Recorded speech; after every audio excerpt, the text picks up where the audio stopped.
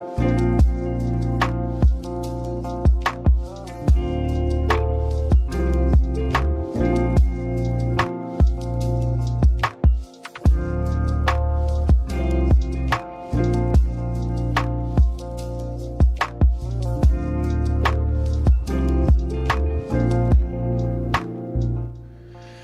and good afternoon, everybody. It is Friday, not January, July 6th.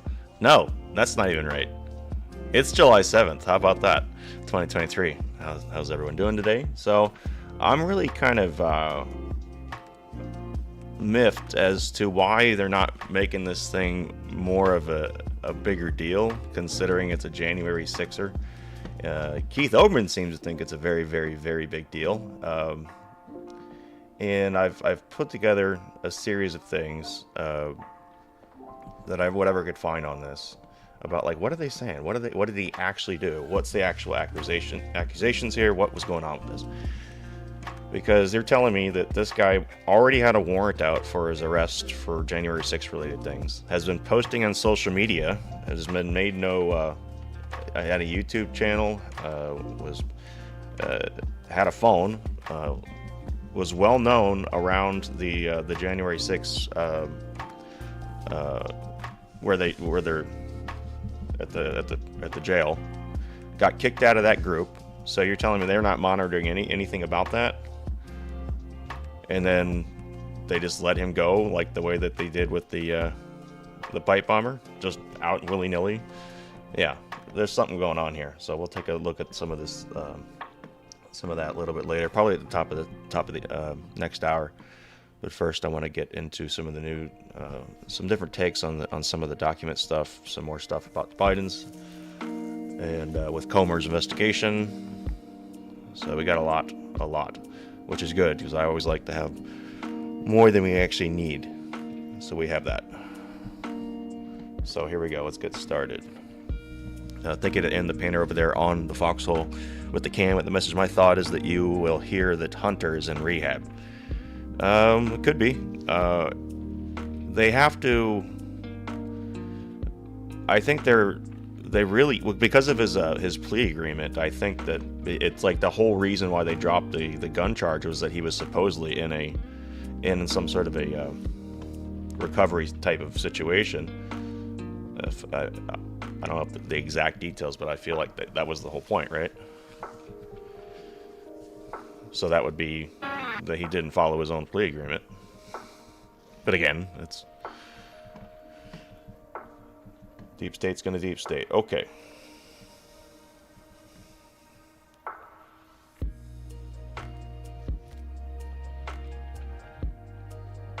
First up,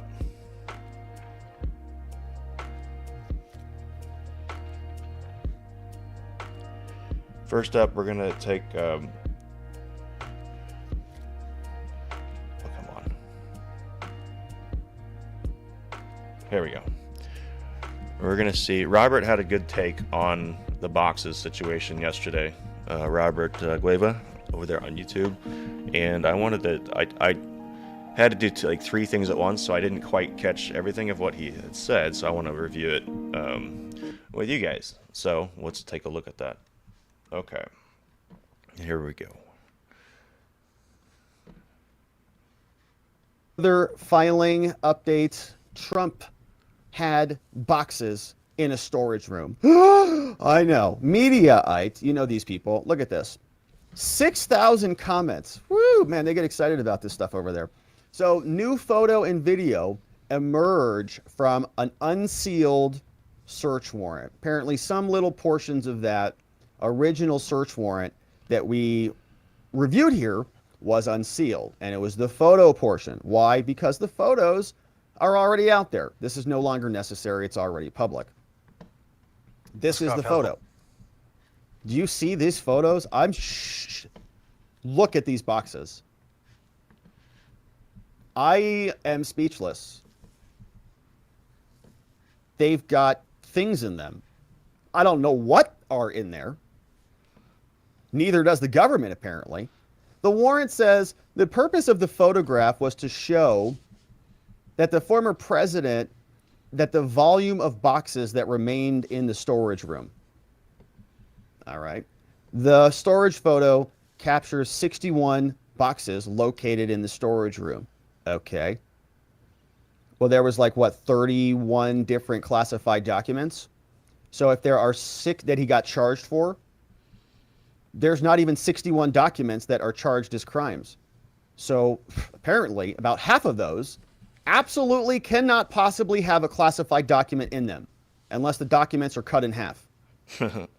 I wouldn't put it past them. So who cares? It's like, what are you talking about? Can you tell me which boxes? Did any of these boxes No, actually they have can't a tell classified anything. document?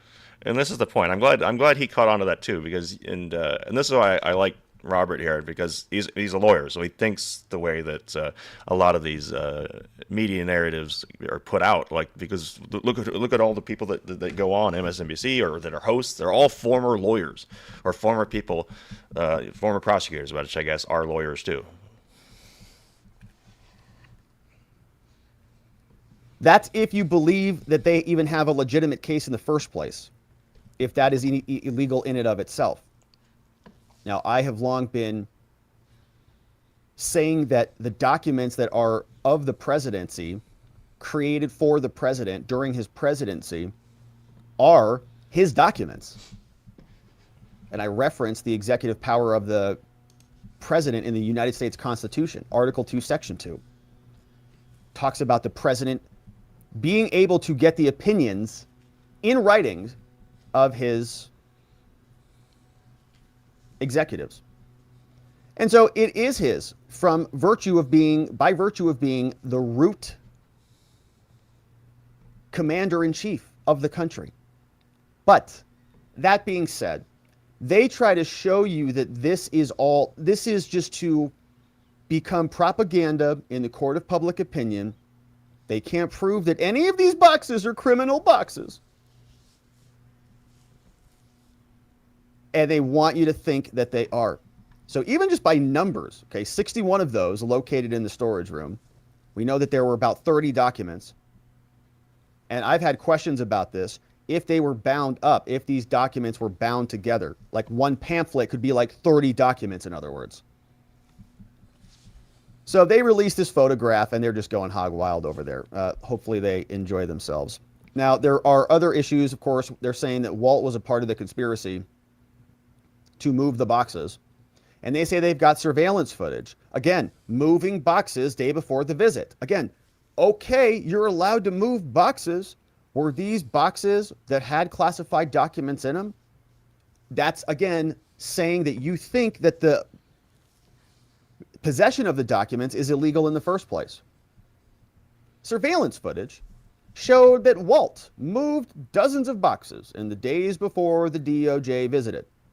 The footage was among other evidence that they used to justify the search, according to new details of the warrant. Nauta appeared in court for an arraignment, pled not guilty, and they say that details come to light hours after a federal magistrate judge ordered the department to make more portions of the search warrant available. 3-page ruling. Reinhart stopped short of granting the request for media organizations, but they did agree that some portions could be made public.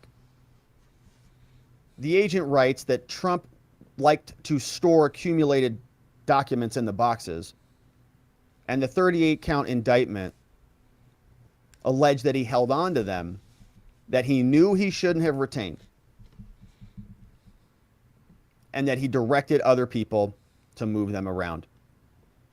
Prosecutors have alleged that the security cameras showed Nauta moving 64 boxes out of the storage room and later returning 30 of them. Okay, were there documents inside? Can they correlate them across one another? Nope. Federal judge later went on to rule that attorney-client privilege needed to be breached as the investigation moves forward. So they are now scheduling a deadline in this case. Motions are due by July 24th, 2023, and there will be a lot more as Walt Nauta joins Trump in the prosecution. All right, so looks like he has a pretty similar take to what I was doing when I was going through yesterday. So, all right, Good on Robert there. Okay, let's get to this next segment. I want to do a. We're going to get into.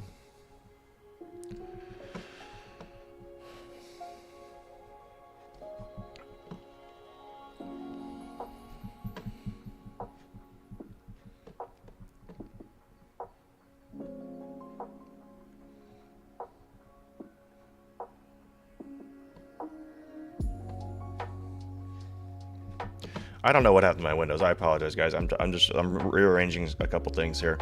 Some tabs that I thought were in the right order were not there, so I'm trying to get this straightened out. Okay, there we go.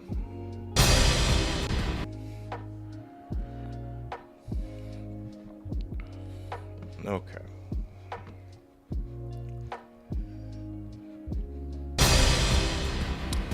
Walt Nauta, for a moment, steps out of Donald Trump's shadow and into a blistering legal spotlight. Trump's personal aide and now co-defendant pleaded not guilty to helping his boss, the former president, hide classified documents. But here's a twist. The arraignment comes after a judge unsealed more of the Mar-a-Lago search warrant affidavit, which reveals prosecutors have surveillance video showing someone move dozens of boxes before that FBI search. Yeah, and you asked them to go through things.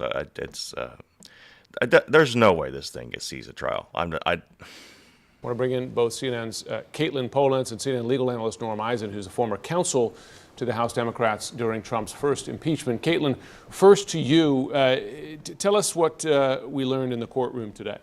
Well, not a lot because it was really a very short hearing, but it's an important hearing. Yeah. It's the hearing where Walt Nauta finally, after a month from the indictment of both him and Donald Trump, he gets to enter his not guilty plea. He himself showed up in court, and now they're off toward a trial where he and Donald Trump are both linked as co-defendants. Yep. They both want trials. We also know from our reporting that Trump's defense team is pretty clued in to what Walt Nauta's defense team is doing as well. And so now they're on this path of when will the trial be? Will Donald Trump, as he loves to do in court, be able to drag this out? And at any point in time, does Walt Nauta's interests diverge from Donald Trump? So to that point, Norm Eisen, could those interests diverge, thereby putting pressure on Nauta to turn state's evidence, perhaps, against the former president? Well, Jim, having defended individuals for more than 3 decades, I would argue their interests already are divergent. Nauta is looking potentially at decades if convicted. The normal thing to do with a lower down person in this kind of an alleged criminal scheme is to, I would always tell my client, look, cut a deal as early as you can to save yourself from that risk. Nauta hasn't done that. So yes, that pressure will continue. And he, of course, doesn't have the... And of course, this is why they charged Nauta, right? I think that's pretty much clear. They're trying to leverage him into trying to come up with a plea where he says, oh, yes, and Trump's wanted me to hide documents so that the FBI couldn't get it. That's what they want him to do. I don't think he will, though. You know, the conflict, if you want to... The problem that they have is that the prisoner's dilemma is not going to work publicly like this. It's just not going to. Call it that of currently running for president. Nauta does not, only the other defendant does. In the midst of this, Caitlin, we learn about surveillance video from Mar-a-Lago showing boxes being moved prior to the FBI search. They don't identify who that person is, but we have some indicators as to who it likely is. It's pretty clear it's Walt Nauta because these details arise again in the indictment against him. And we know that this is the sort of thing prosecutors are going to be showing at trial, the video that they would have of Nauta moving these boxes, what prosecutors say was done at the direction of Donald Trump. But we get this new document yesterday, or more redacted, redactions are lifted from the document. It was a document submitted to court before the FBI search last August. And actually, the surveillance footage was quite extensive. There were 4 different angles around the storage room, so they could see who was coming and going. They were watching this room. You could see, they described people being seen moving behind a refrigerator, which indicated they were going in and out of the storage room. And they see this witness, now we know Walt Nauta, moving 50 or so boxes out on one day and then taking more out. And not all of those boxes come back in. That's the reason they say to the judge, we need to go and search the property. Which is ridiculous, because if you're asking them to go through boxes and they contain more than just these, whatever the documents they were requesting, consolidation is very likely. And so, but these people, obviously this is a setup, so they're choosing. But that argument is so flimsy, so flimsy. From a legal perspective, and I don't want to minimize the difficulties in this case, and you got to prove it and so on, and to a jury. But if you have video of them moving documents, you knew that they'd been... Again, you don't know what's in those boxes. ...informed they needed to hand this stuff back. This was taking place before the search, etc. I mean, it sounds like they have a lot of pieces of the case together here. This may be the... He was almost going to ask the right question. He was almost going to do it, and then he asked that, whatever that bullshit word salad he just said. Single strongest of all of the cases that have been brought or that are potentially on the horizon. You just have such damning evidence that's laid out in the indictment, as Caitlin points out. Now we have even more because of the lifting of the additional... This guy's an idiot. ...redactions out of the materials supporting the search warrant. You know, to the Nauta question, it makes you wonder why deals never get better over time, Jim. Why wouldn't he want to leave the Trump train earlier to cut a better deal?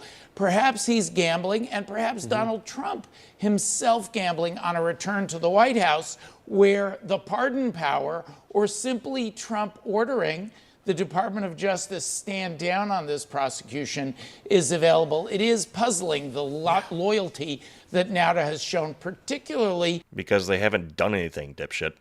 Since it seems overwhelmingly likely they have video evidence on him. Well, it's also possible the Justice Department isn't interested in offering him a plea deal, or Walt Nauta thinks that he could take this to trial and win. I have never known in 30 years where they would not want to make an offer of some kind. It's not always a sweetheart deal. Maybe Nauta has to serve some jail time. But even a moderate amount of jail time is better than the high risk of decades in jail. And he can testify to have an insider say yes if the government proves its case.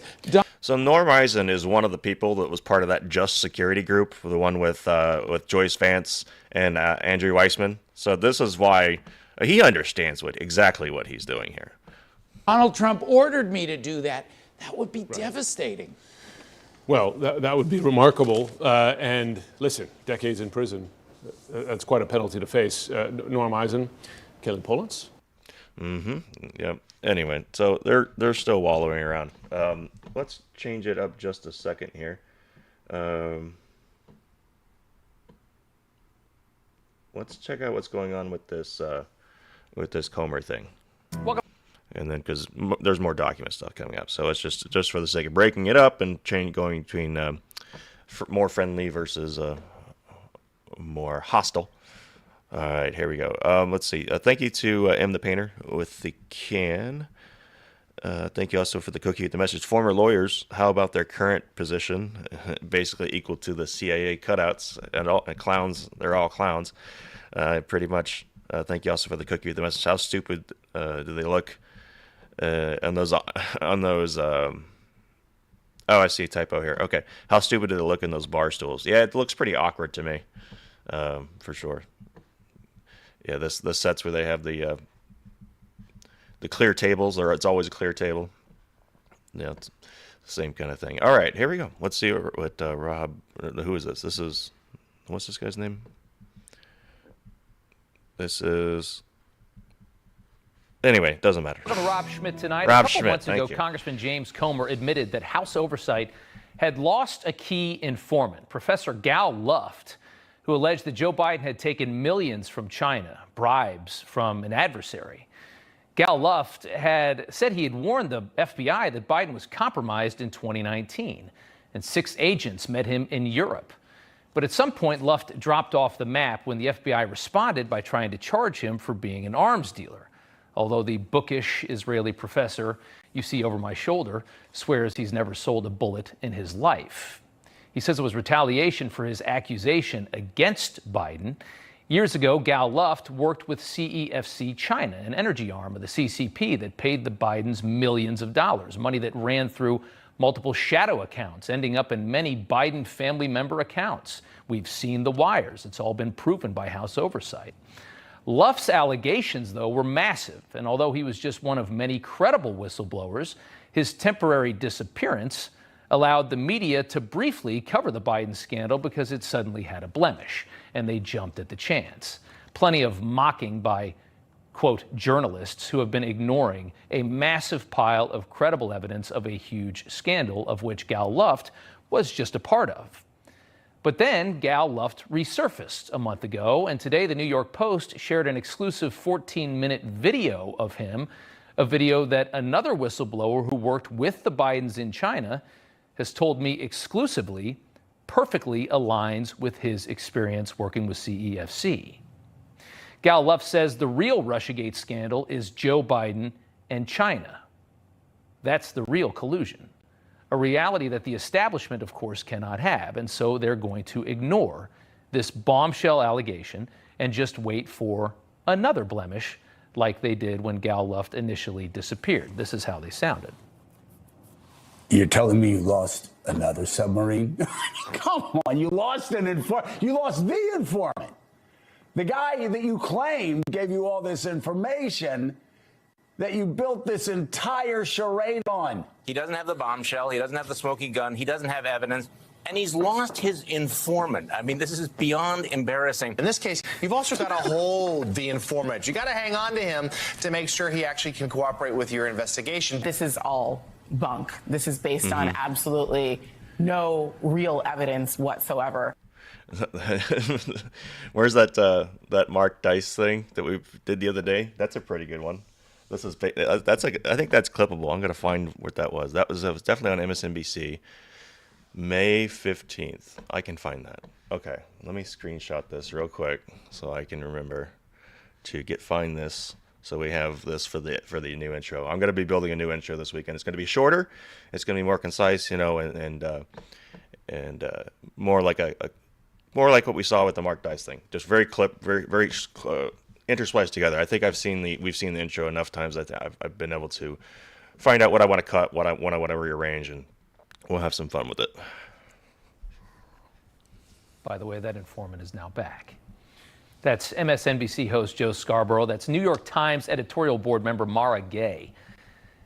These people are not stupid. They're just pitiful human beings. Such desperate shills for the establishment that they're helping it cover up this very obvious atrocity, hoping that they can convince you to ignore an avalanche of incredibly obvious evidence of what's going on and pretend that a conspiracy theory, which is what they call this, a conspiracy theory can somehow include Biden's own business partners testifying with factual evidence, like Tony Bobolinsky did when he clearly outlined his dealings with China when he was a partner of Hunter Biden and told us that Joe Biden was in the room when the deals were cut. Business partner Rob Walker told the FBI the same. Joe was in on the deals in China. How about the text message from Hunter that nobody's refuted, sitting with his father to the Chinese communist official Zhao, demanding money 9 days before the Bidens got $5 million from China? None of this has been refuted. But remember, it's a conspiracy theory.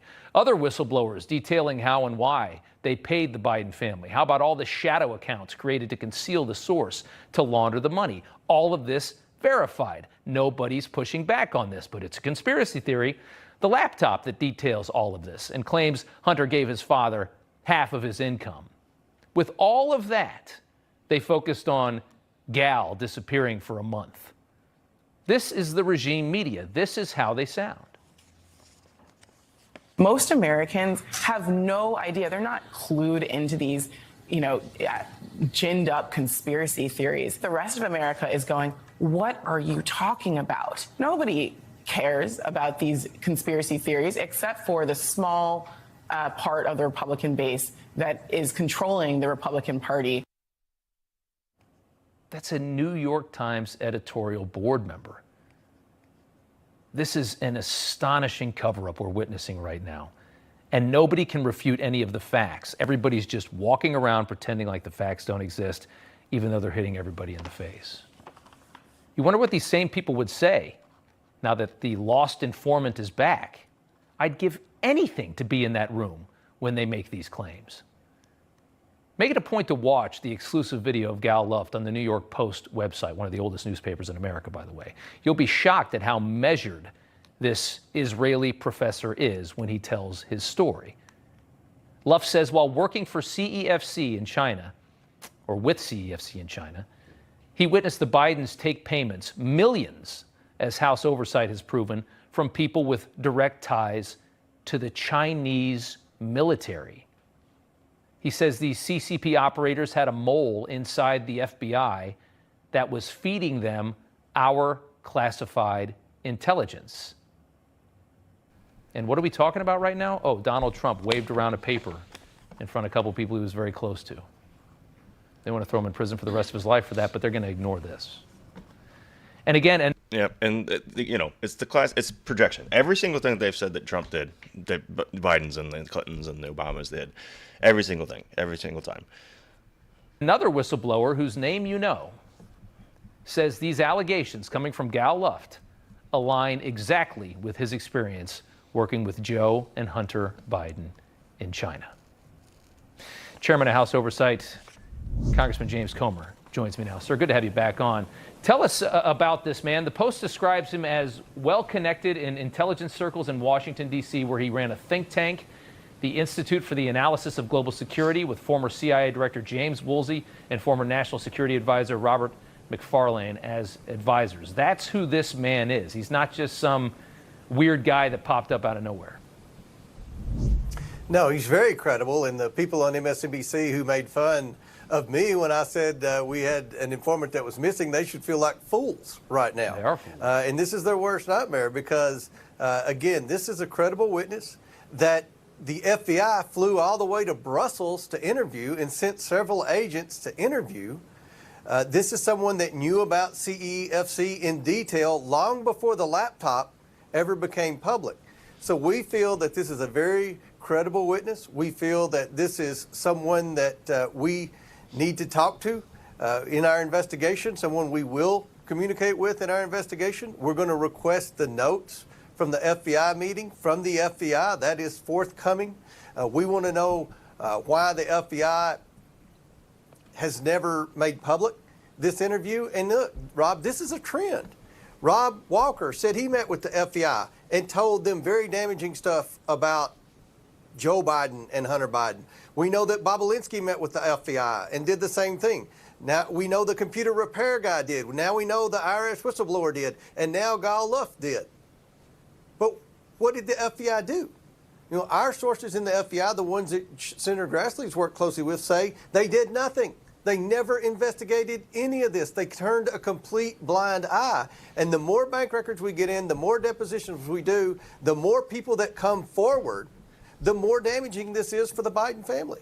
I don't get how they wanted to cover this up. Why? I mean, it's like, think if you were a detective in a small town and there's a serial killer and you figure out who the serial killer is and you just work every day to cover it up. What is the motive for the FBI to try and protect this massive influence peddling scheme and all of this money coming in? I mean, this is a vulnerability that essentially means that the Chinese Communist Party, if Gal Luft's accusations are true, and again, there's tons of evidence coming in from all sides that point to the same thing, that the CCP has effectively infiltrated the White House. Why would anybody want to cover that up? Why wouldn't you want to put that out in the open, expose that, get rid of that rot?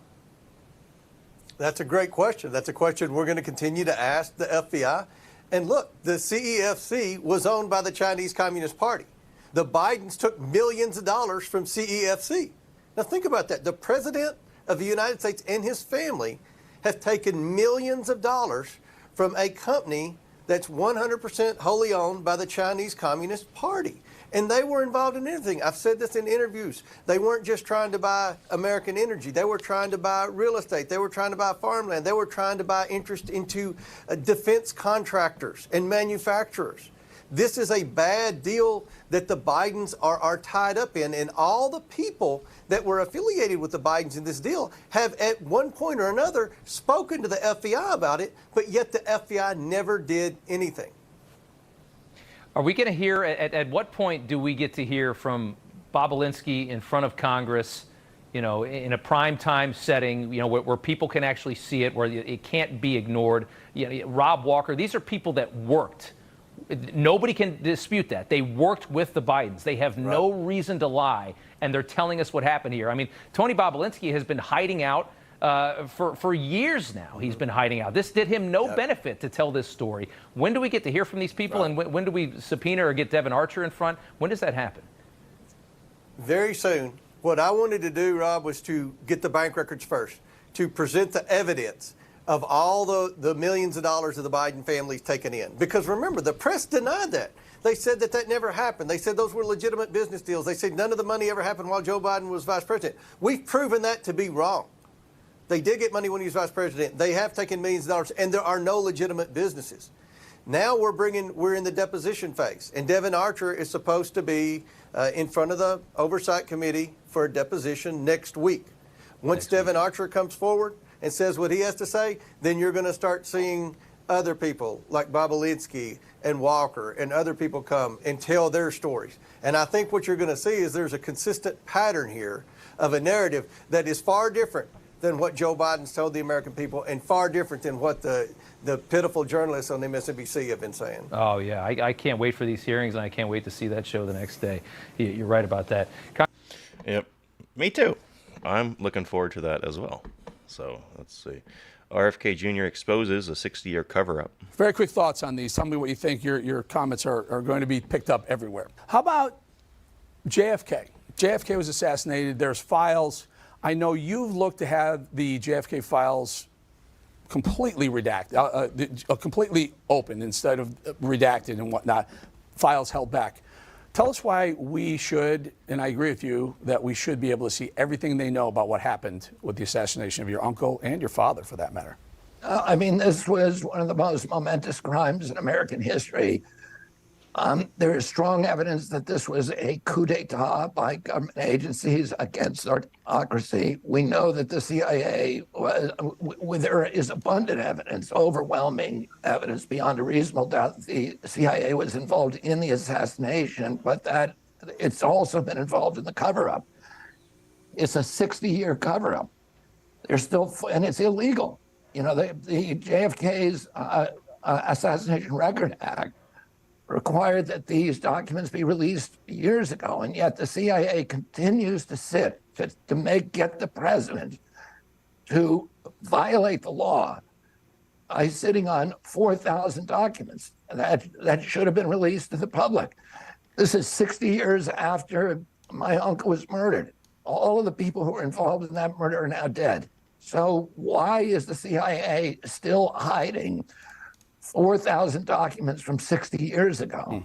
It makes, the only explanation for that is that there's some kind of institutional liability in those documents, and the American people have a right to know about it. All right, next one. Would you serve, if asked, would you serve as a vice president, let's say, to Donald Trump? No, I wouldn't. Would you serve as vice president to Joe Biden? No, I wouldn't. Okay, very good.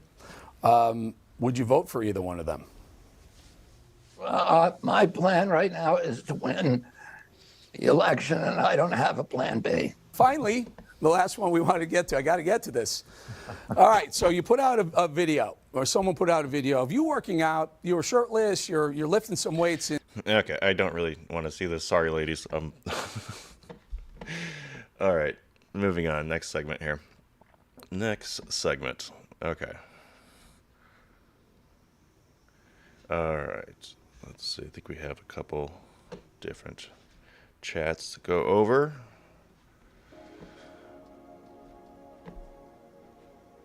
All right. Thank you to Sean Joe with the cookie over there in the foxhole. Thank you also to Gator Man with the cookie with the message, have a great day, Pinata.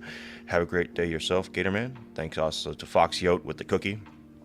Sly Park with the 1,200 gold pills. Much appreciated. Thanks again, Sly Park. And CK White Horse 180 with the cookie. Much appreciated, guys, over there on the foxhole. Let's check everywhere else. I think we're good. Okay. Here we go. Scuff has the latest on that. Start your nail. Stop the hammering. Stop the hammering out there. Who's got a hammer? Where is it? Where's the hammer? Is it on the... Go up on the other floor. Somebody go up there and stop the hammering. I'll go down to the goddamn floor myself and stop it. Keep the goddamn commercial break going. Call fucking Phil Griffin. I don't care who the fuck you have to call. Stop the hammering. Stupid goddamn entrails that you allowed him to stick out there. Jesus Christ. Crazy fucking sound coming in my ear. This fucking stupid hammering. It just fucking sucks. Yes, Your Honor. Those are the only 3 words spoken by Donald Trump's co-defendant, Walt Nauta, in federal court in Miami today in an arraignment hearing that lasted only 5 minutes. Walt Nauta replied, yes, Your Honor, when Judge Edwin Torres asked him if he had read the charges against him and consulted with an attorney. The delay in Walt Nauta's arraignment occurred because his Washington-based attorney, Stanley Woodward, took 3 weeks to find a local Florida lawyer who would join the defense team as required by Florida rules. Walt Nauta's local Florida lawyer is the least experienced lawyer in the case and has never handled high-pressure federal litigation. The New York Times reports that the 34-year-old lawyer, Sasha Dodden, quote, has limited experience with the federal courts. Her name does not appear at all in PACER, the nationwide database of federal cases, but she has handled numerous local cases in Fort Pierce, Florida. That is where Judge Aileen Mercedes Cannon, who is overseeing Mr. Trump's prosecution, is based and where the former president's trial with Mr. Nauta may eventually be held. Ms. Dodden has also been active in Republican politics in recent years, mounting an unsuccessful campaign for the Florida House in 2018. The application for a search warrant of Donald Trump's Florida home now reveals that before he was co-defendant Walt Nauta, the Justice Department and FBI referred to him as Witness 5. That revelation came after Judge Bruce Reinhart unredacted more sentences of the affidavit used by the Justice Department to obtain the search warrant of Donald Trump's Florida residence. The Washington Post reports, quote, the affidavit says the footage showed, the video recording footage showed that on May 24th, Witness 5, a person described in the indictment as Nauta, was observed carrying 3 boxes inside Mar-a-Lago. 2 days later, Nauta was interviewed by FBI agents. He allegedly denied knowing much of anything about the location or movement of boxes at Trump's home and private club, beyond the fact that 15 boxes had been sent from there in early 2022 to the National Archives and Records Administration. Those boxes were later found to contain some 184 classified documents. The newly unsealed portion of the affidavit says the surveillance video shows that 4 days after the FBI interview, Nauta moved approximately 50 bankers' boxes out of a storage room. The document adds that the FBI did not observe this quantity of boxes being returned. Donald Trump has spoken publicly again about the violations of the Espionage Act that he is now charged with in the case of United States of America versus Donald J. Trump and Walt Nauta. We are joined by our panel of legal experts now to consider the statements Donald Trump made in his defense. Andrew Weissman, former FBI general counsel and former chief of the criminal division in the Eastern District of New York. Neil Katyal, former acting U.S. Solicitor General and host of the new podcast Courtside. And National Security Attorney Bradley Moss. Now, at a rally in Pickens, South Carolina on Saturday, here is what Donald Trump had to say about the United States of America versus Donald Trump. Charging a former president of the United States under the Espionage Act of 1917. Espionage, espionage. Andrew Weissman, can you explain to Donald Trump why he was charged under the Espionage Act? So this is just such a perfect. No, see right there, right. It's like if you ask someone a yes or no question. That right there, he's already has to know he has to frame it. You have no case here. You brought the wrong charges. This thing, it should be thrown out. I think that we have a good chance that it will be. I think this is why they kept the Bedminster stuff in their back pocket. But again, they still have to prove that. And if anybody in that room, and they interviewed the people in that room, that's where they pretty much got the recording from. We know from what was her name? It doesn't matter. I'll think of it as soon as I don't have to think of it on the spot. Margot Martin, there it is. Always works that way. Margot Martin, they got that recording. So unless one of those people said yes, it was definitely classified. My guess is that they did ask them, hey, what was that? Or did they get the tape after and they didn't ask these people yet, and they think they have a gotcha in court? I don't know. We'll find out. But my guess is that it was not classified information, and that it was the act of what the strike that was carried out that they were referencing from the news article was the classified information. That's no longer classified because the event took place. But the thing that he had handed to him was still classified back when he was still president. Perfect example of Donald Trump playing sort of a shell game. He wasn't charged with murder and he wasn't charged with bank robbery. I mean, to sit there and say, I wasn't charged, I'm being charged now with espionage. Well, no, he's not being charged with espionage in the sense of he's a spy. Okay, then why are you doing this? The title of the statute that comprises lots of components is called the Espionage Act.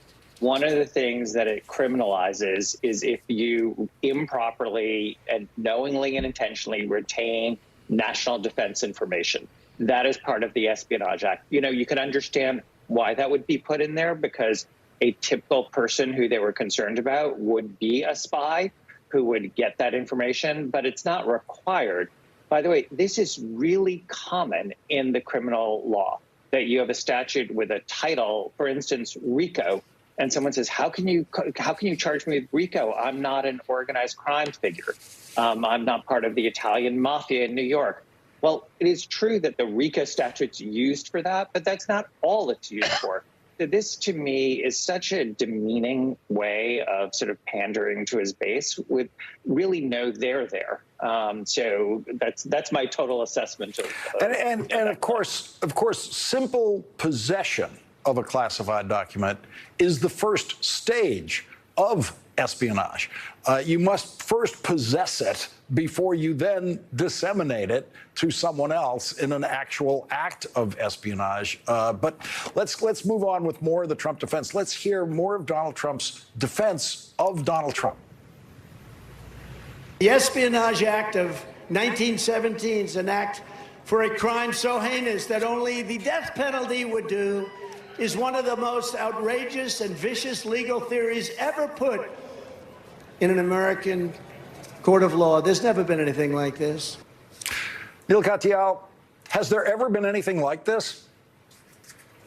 Hell yes. I mean, Donald Trump should, look at what just happened to Lieutenant Colonel Robert Birchbaum, who was accused in Florida of mishandling classified documents. He was charged with violating the Espionage Act.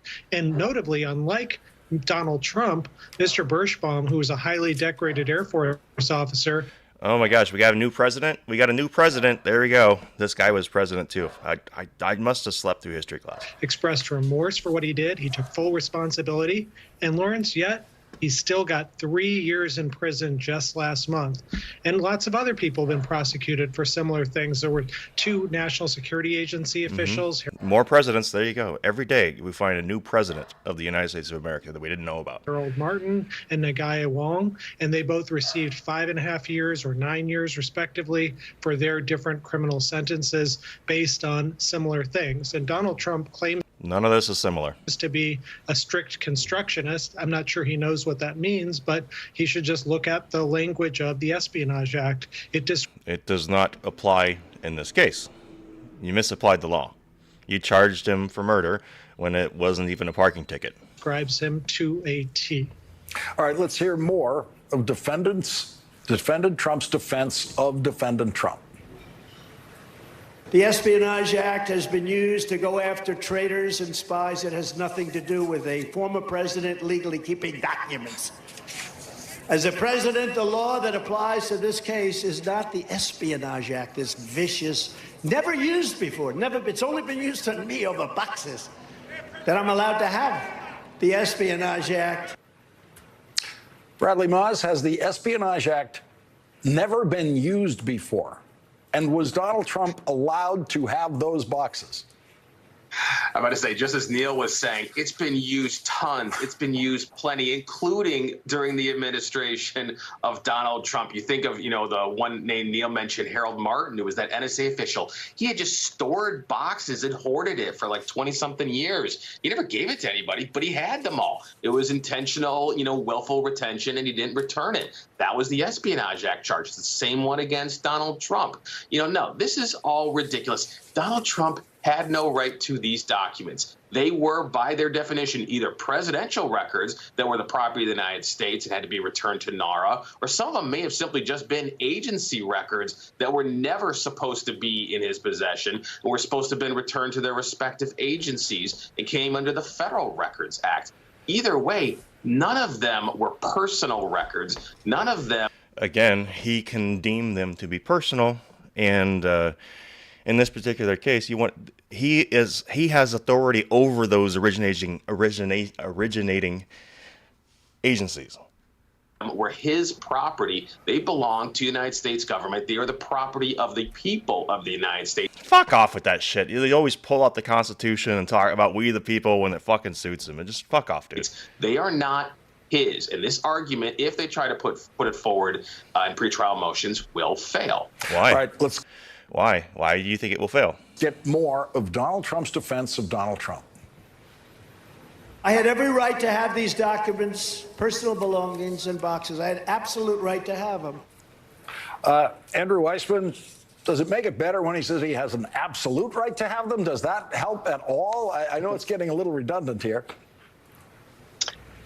Just to follow up with what Bradley said, if the former president took the picture of George Washington down from the White House or the wonderful posthumous portrait of John F. Kennedy and again, it's not even equatable. It's not the same thing. Took that to Mar-a-Lago, it would be no different.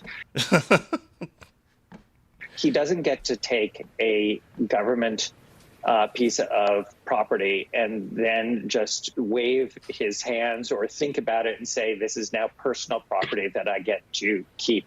Not even if this is the type of parallels and comparisons you're making, and these are the people that put this together. Keep this in mind. Andrew Weissman, Joyce Vance, and that Norm Eisen guy we saw before, they wrote the charging documents. They basically wrote that. We saw that they had all those different media things that Trump had said. They had all these different lines of what the Presidential Records Act supposedly said, what the Espionage supposedly says, and put together a document that was like supposed to be like this template that DOJ could use.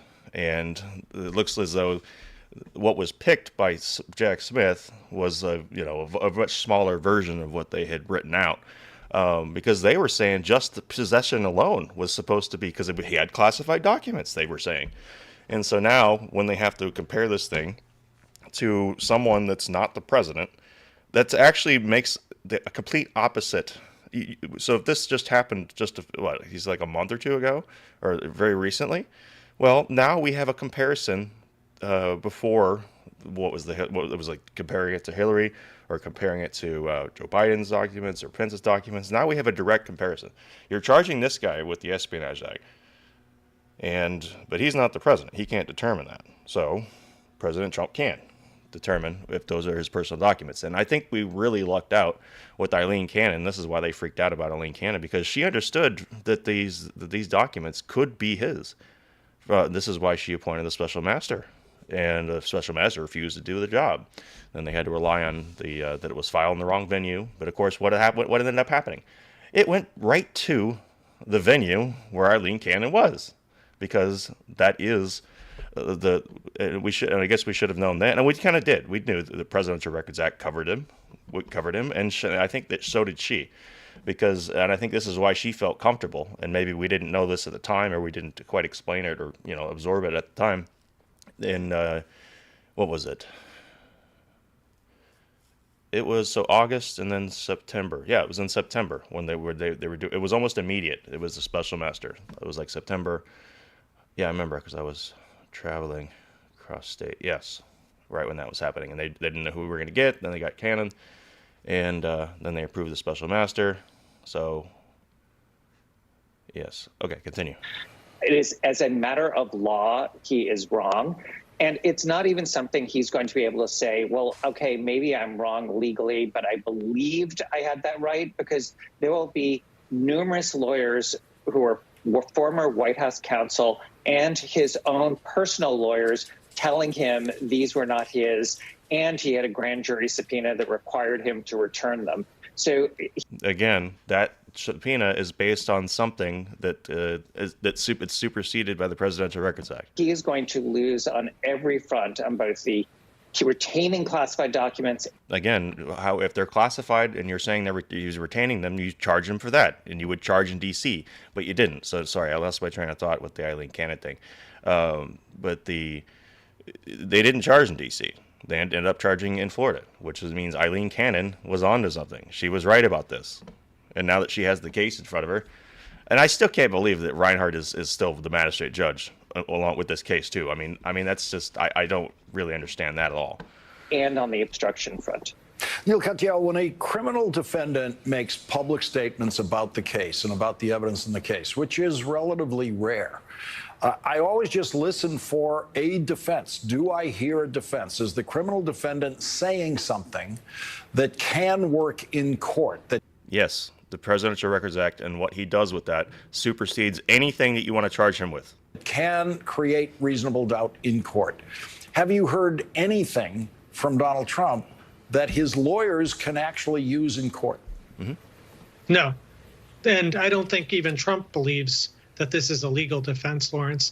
I think this is a political defense. He's throwing up a lot of spaghetti at the wall. Okay, if you're going to film in your hotel, can you not at least make the bed?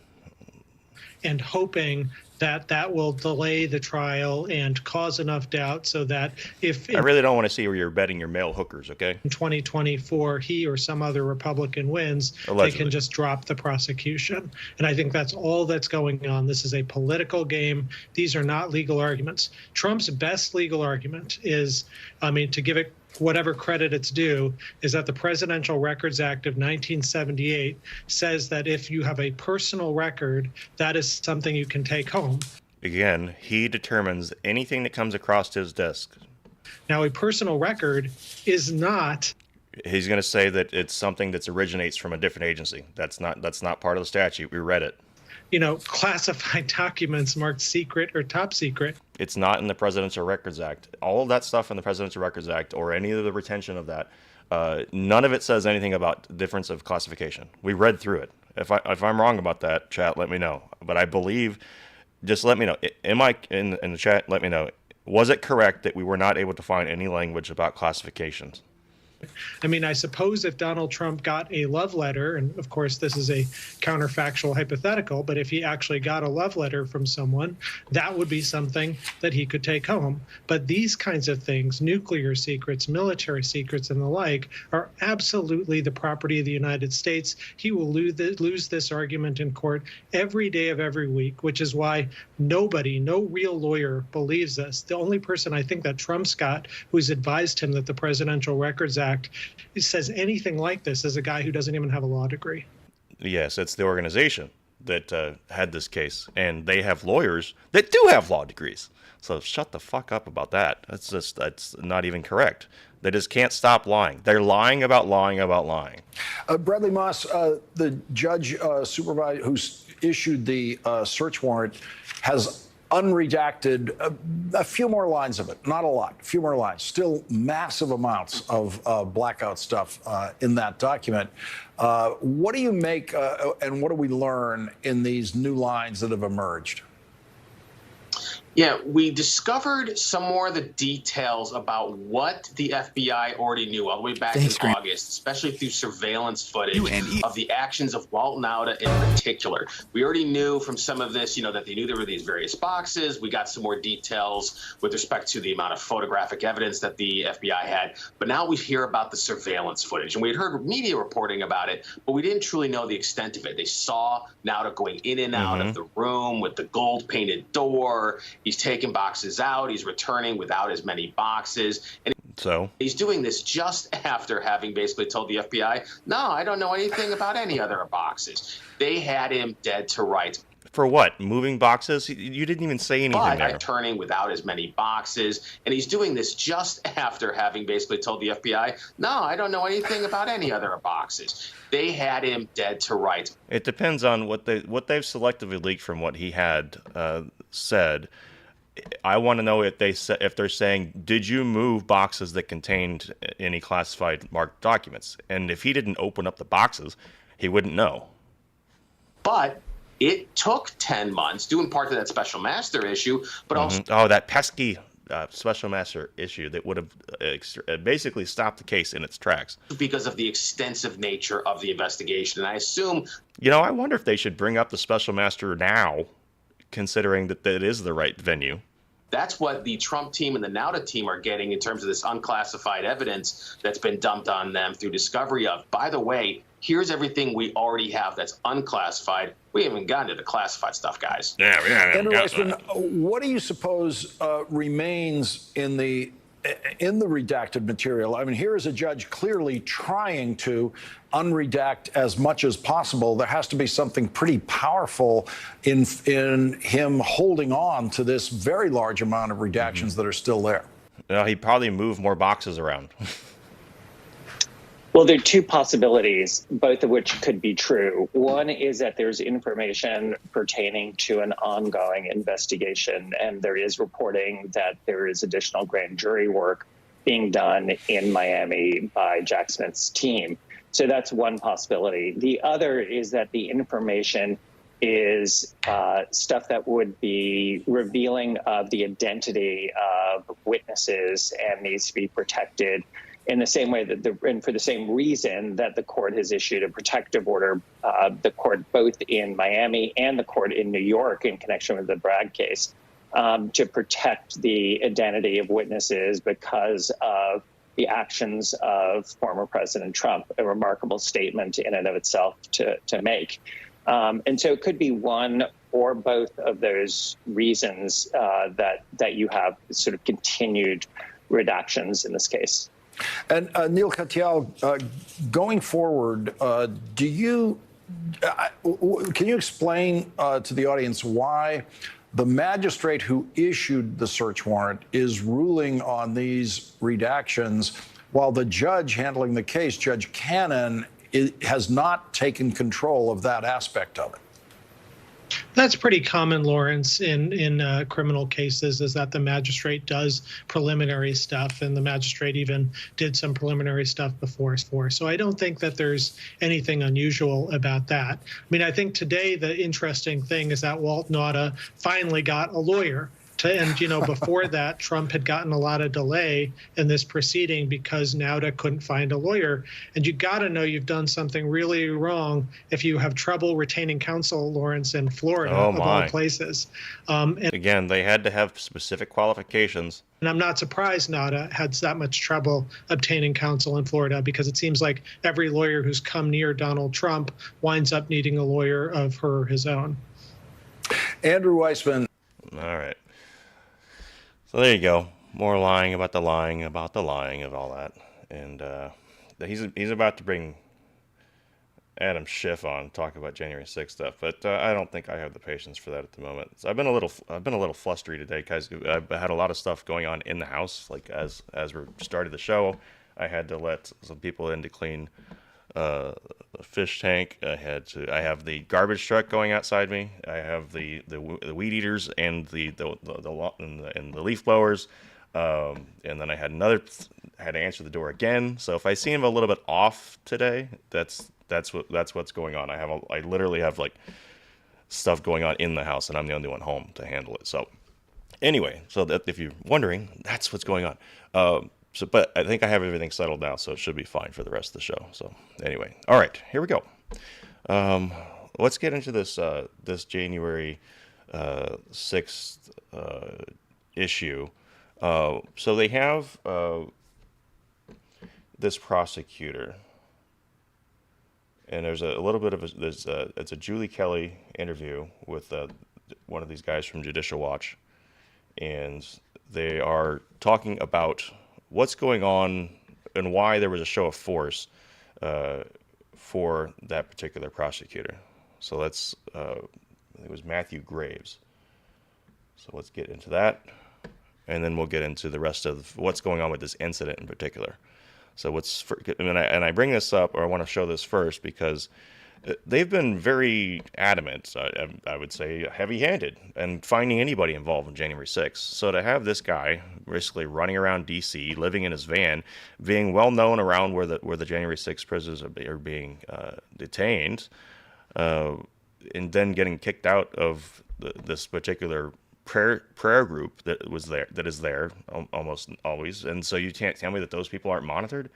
And so with him posting on social media all over the place, I feel like this is one of those things where where it's like a fed up, where they're just waiting for this guy to be set off on something. He didn't even have any weapons on him. It was in his van, and they were trying to say he wanted to drive to a nuclear power plant and had looked up plans to build some sort of a device to like detonate something. And it just sounds more and more like the January or the Whitmer Fednapping plot type stuff. And it's all the same people involved too. So let's see what Julie Kelly kind of has to say about this particular prosecutor, which I think is if they're able to find all these people with their cell phone data tracking, there's no way they didn't have this guy on their radar, you know what I mean? And then they waited, potentially, I suppose, until something would set him off or whatever. And we're going to go over what Trump actually posted versus what they say he posted in the actual charging document, which is weird.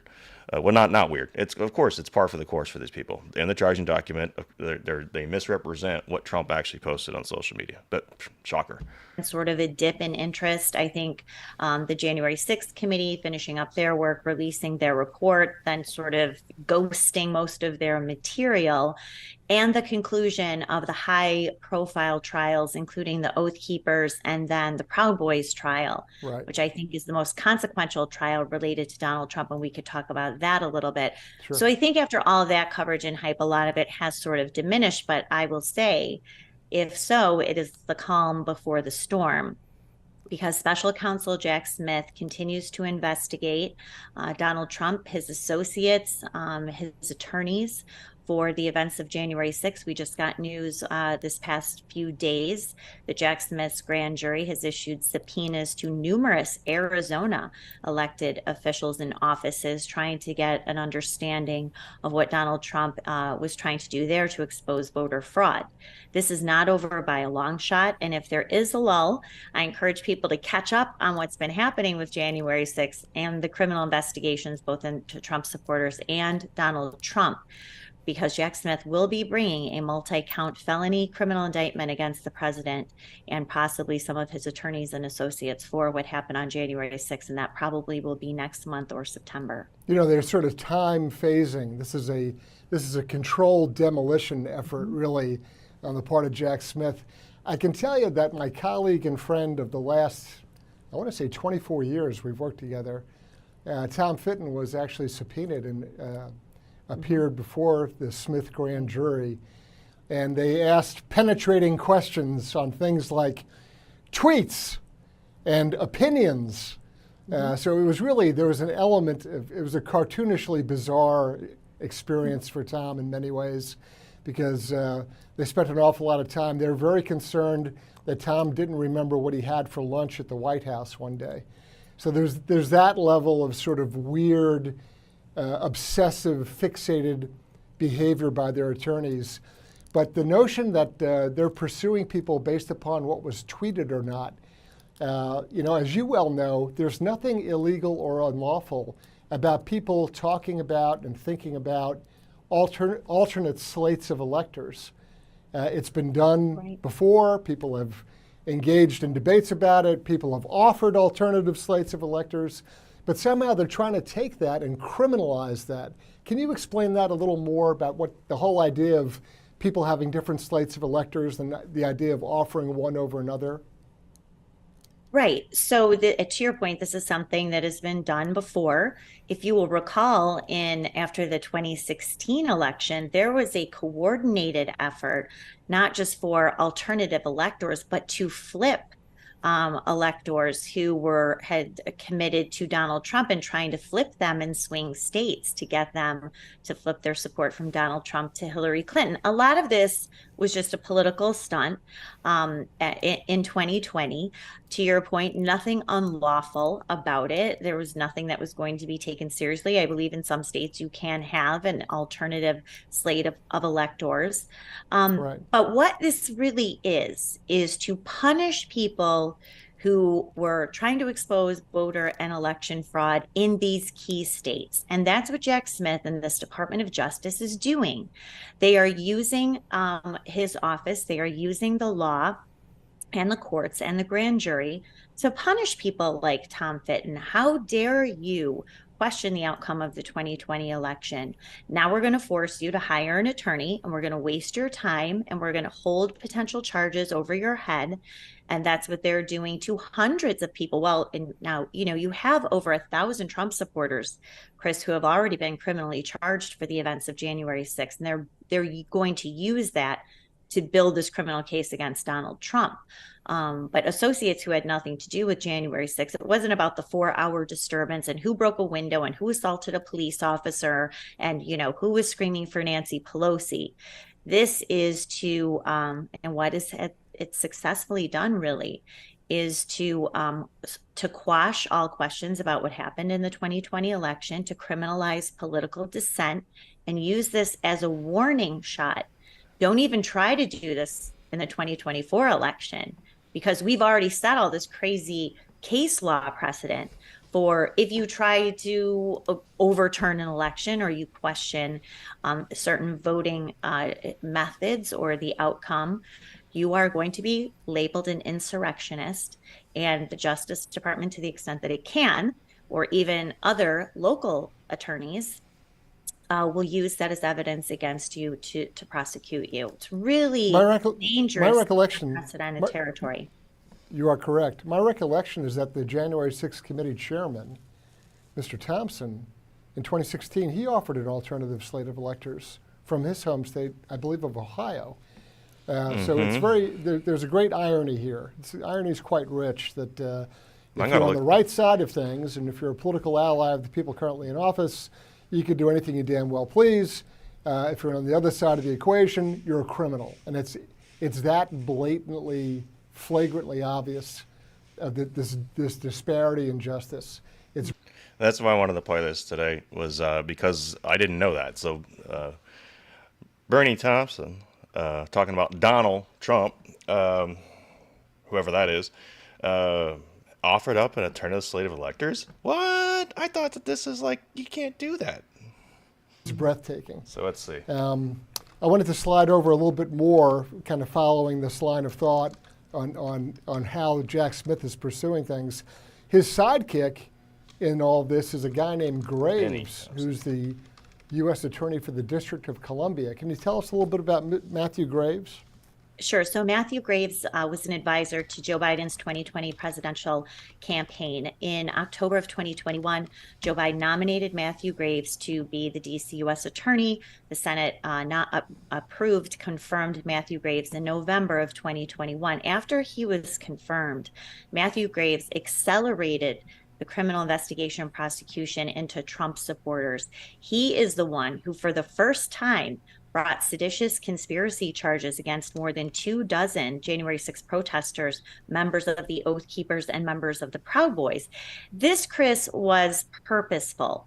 It was not because any of them committed something like seditious conspiracy, which it is tantamount to treason, which is what the Blind Sheikh and his associates were charged and convicted of for bombing the World Trade Center in 1993, killing 6 people and injuring hundreds, not for entering the Capitol building without any weapons, dressed in military garb.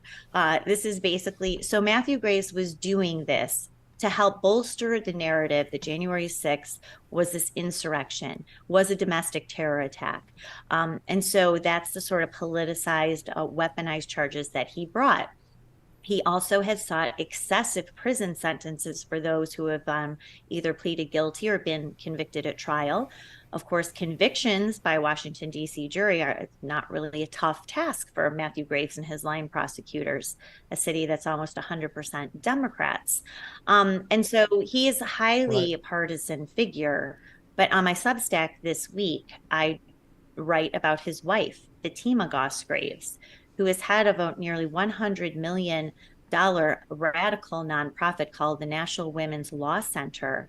And this is a abortion on demand, pro-transgender rights, universal income, universal health care organization. She also... Okay, so she got into a different topic here. Let me check the transcript to see if there's anything else that... Oh, okay, so he just basically gets into a different case because of this Matthew Graves. Okay. So Matthew Graves, the U.S. attorney for the District of Columbia, his wife, her name is Fatima. Fatima Graves. She heads up, what was it, the National Women's Legal Center? Correct. Okay. And I'm doing this slowly and carefully because I want our viewing and listening audience to pay attention to this. This is classic DC. This is, the one person works somewhere, the other person works in a related field. In this case, it's always somebody exercising the law in an excessively abusive way, and then the spouse has some cultural Marxist operation that they, advocate for uber lefty causes, and that's what you're describing here. So I pause there because I want this to sink in. So please describe again the U.S. Attorney Graves here in D.C. Explain again who his wife is and what she runs. Right, and thank you for slowing me down. Sometimes I get ahead of myself. So her name is... No, because you just know it so well. That's why. I mean, it becomes matter of fact, but our listeners right now are, they're falling over in their chairs. And they really should, Chris. I mean, and the fact that the media, especially January 6 reporters, have completely ignored Fatima Goss Graves' role, heading up this $100 million nonprofit, having Kamala Harris's niece, Nina, sit on the board of directors.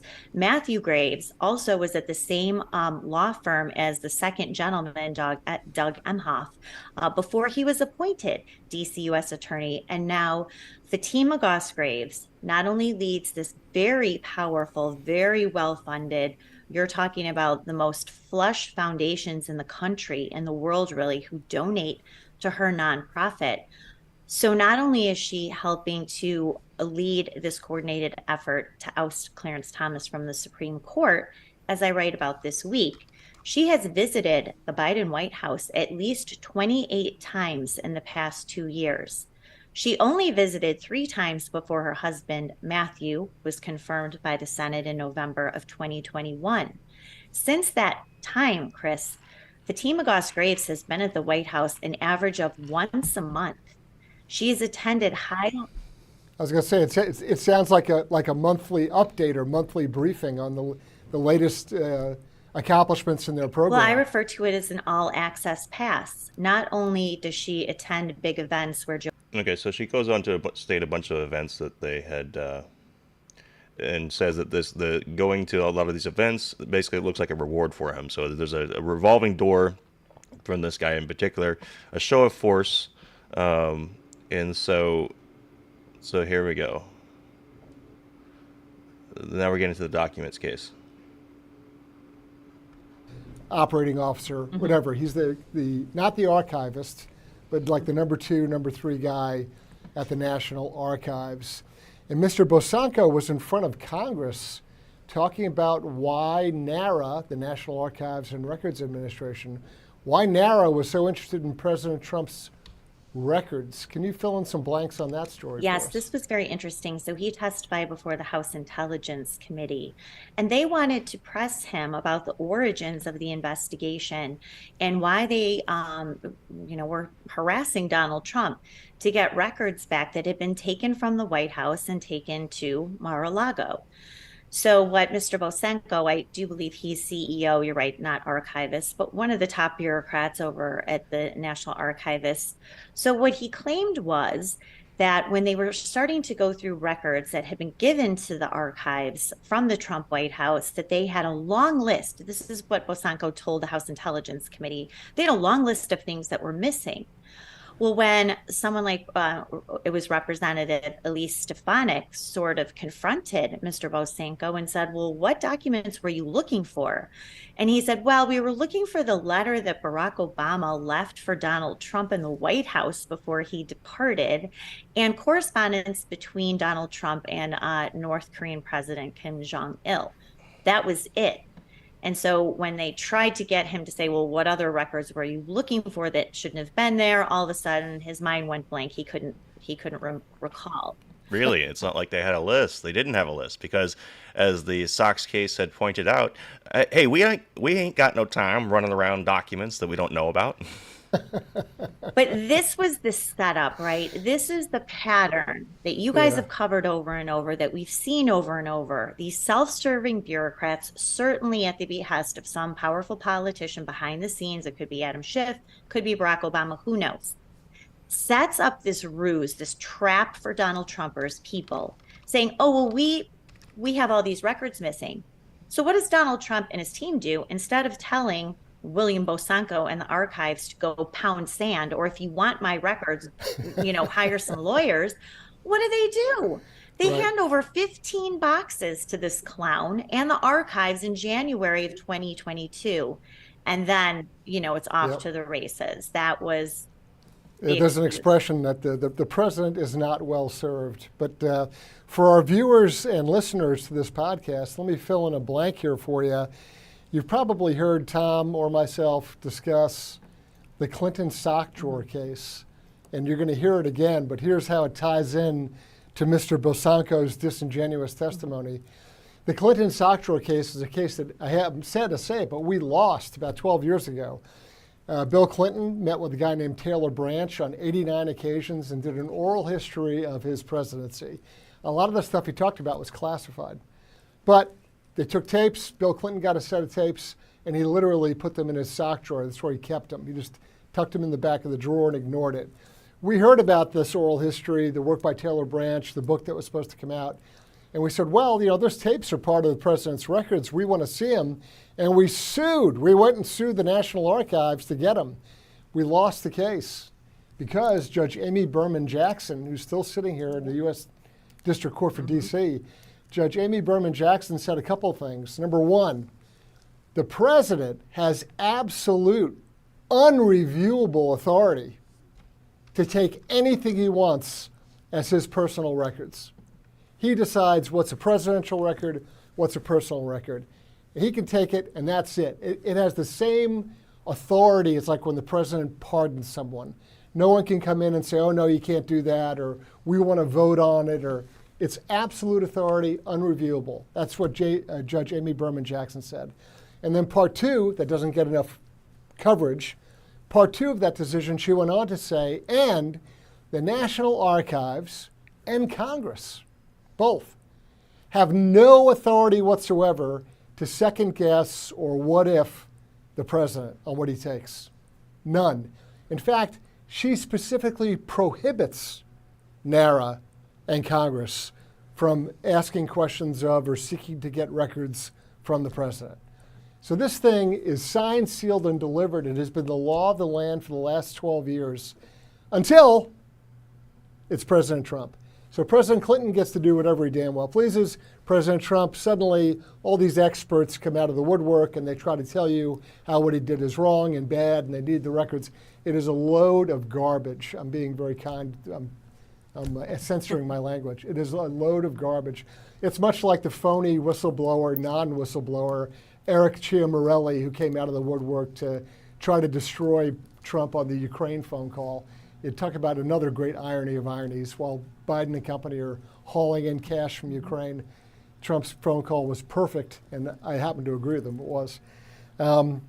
Julie, one last topic to touch on with you, and this one, I know that you were looking at the crazy Michigan militia phony kidnap story. Okay, so all right, that's what I wanted to get from that one. Them talking more about the documents case and more about the fact that this Matthew Graves guy is a revolving door and is smoozing up with everybody over there at the White House. So, just talking more about the shock and awe campaign that they publicly said that they wanted to do. There was one of the guys, the DOJ officials, had said that on a news broadcast that they wanted, and they used the word specifically, shock and awe, and they did that. But so while that came up, while that was going on there, I decided to look into this whole thing with the alternative slate of electors that supposedly Benny Thompson had been backing. So in the 2005 election, this is Kerry versus George Bush. There was a problem in the state of Ohio with the electoral. And they said alleging widespread irregularities on election day as a group of Democrats in Congress objected earlier Tuesday to the counting of Ohio's 20 electoral votes. The challenge was defeated by the House and the Senate, clearing the way for a joint session to count the votes from the remaining states. And if you go over to PolitiFact, they're like, well, all parties in 2005 knew that their vote was moot. And so, therefore, it's a different situation than 2020. In contrast with the weeks after the election of 2020 were stark. No. It was not stark. There was very valid reason to challenge this stuff. But I'm trying to find because he said that Benny Thompson had prepared an alternative slate of electors, specifically alternative. And I'm trying to find any articles from that at the time. So I'm looking at this one now, but I'm not seeing. Right here, legal team, anything about alternative slate. I'm not seeing that, but they did say up here, it is mostly true, they say. Thompson was one of the 31 Democrats who voted to object to Ohio's slate of electoral votes. However, it leaves out some important context. I'm sure PolitiFact is going to give us the right context, right? The 2005 objection was known by everyone at the time to be a procedural dead end. Since the losing candidate had conceded. So, but maybe he shouldn't have conceded. I don't know. We'll see. So I think that's all I was able to find at the moment. The rest of it was things that were currently happening. So, but I do want to try to chase that lead to see if how much we can find with that, because if we can show that and kind of put that out there and try to get that to go viral, that would be. Considering he was the supposed chairman, we all know that the chairwoman was really Liz Cheney, right?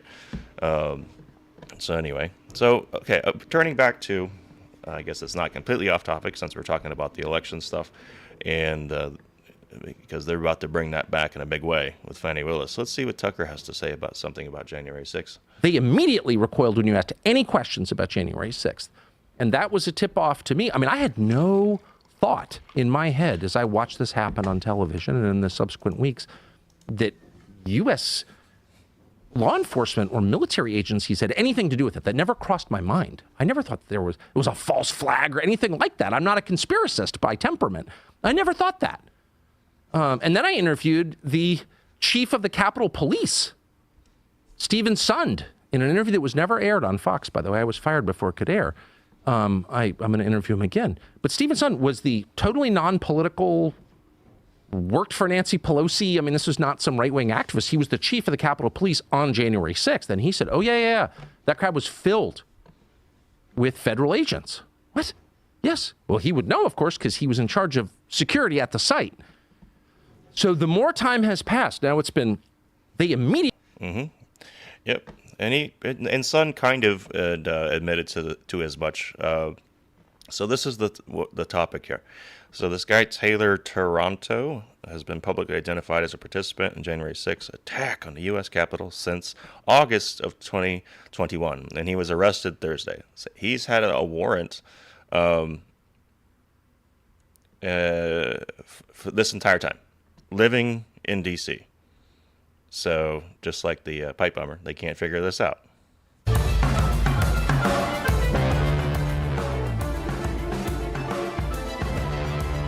Anybody else notice that one of Trump's stochastic terrorists went to Barack Obama's house to assassinate him last week?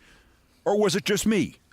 And that a Washington judge was having a hard time last night finding an excuse to hold this scumbag without bail, hold the would-be assassin without bail? And that Trump had doxed Obama, and Trump had finally found a sucker willing to do his lethal bidding for him and park his van full of ammo and weapons a few blocks from Obama's home, and live stream himself threatening Jamie Raskin and Kevin McCarthy, and he was going to take his van to Maryland to a federal facility containing a nuclear research reactor and blow up the van and the nuclear reactor. And I mean, am I the only one seeing this anywhere? Trump, crazier and more dangerous by the minute, is finally, clearly, and inextricably linked to a guy ready to answer Trump's constant drumbeat to try to get one of his cultists to kill without telling them to kill, and thus leaving himself open to prosecution for killing or for incitement to kill, and the Department of Justice is still remaining asleep at the switch? The U.S. magistrate judge in D.C., himself a former terrorist prosecutor, Zia M. Faruqi, managed to avoid having to release Trump's figurative flying monkey, his name is Taylor Taranto, by keeping him in stir overnight and putting the onus on the government to answer the judge's question.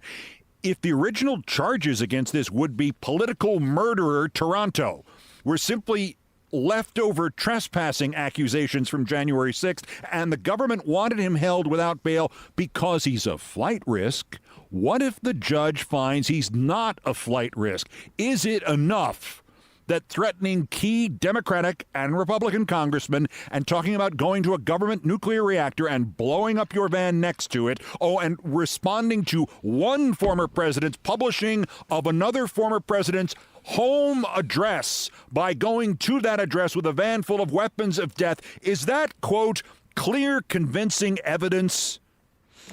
So there you go. That's how unhinged that he is. So I finally found somebody took a screenshot of whatever the supposed post was. This is the supposed post. Where did I think that I opened it up into a? No, I didn't. Okay. This is what this guy apparently posted. He says, got them surrounded, because Trump had posted a portion of this particular article. And you can see that Trump did not post any context to this. So there was no, hey, this is where Barack Obama lives. No, it's an article about Hillary and the battle of the shadow government. So he's battling the shadow government, which is Obama. And that in particular, I'm going to read it, but it says Michelle Obama moved into a $5 million mansion at 2446 Belmont Road Northwest, 2 miles from the White House. And that is public information. There's nothing private about this, and he didn't just post his address. But if you go to the supposed document of what's going on with this, this says that. Where did it go? Julie Kelly, where'd you go? Nope. Okay. Julie Kelly, come on. Where'd the tab go? All right. Hang on. Just every single. Okay, Julie Kelly. There we go. She posted this today. And this is important because they are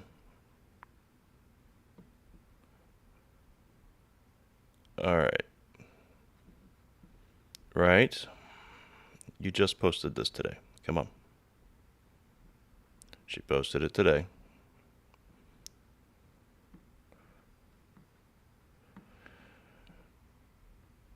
All right. Anyway, I know where that it is in the document, so I'll just find it in the document.